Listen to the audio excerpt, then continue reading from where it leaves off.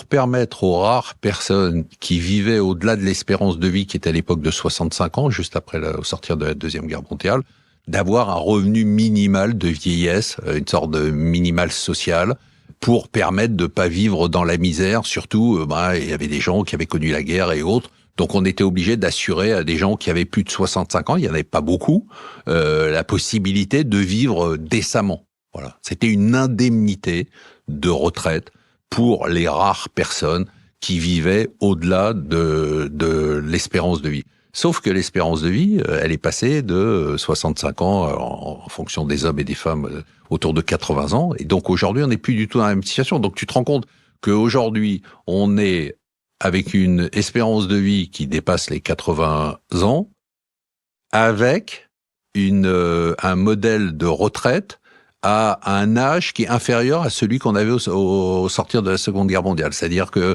on est entre 62, 64, enfin en fonction des réformes et des mini-réformes. Donc on a un système. Mais si tu veux, le truc qui me rend dingue dans tout ça, parce que là je suis en train de me chauffer, mais le truc qui me rend dingue dans tout ça, c'est que c'est une arithmétique, de l'arithmétique de gosses de 3 ans, quoi.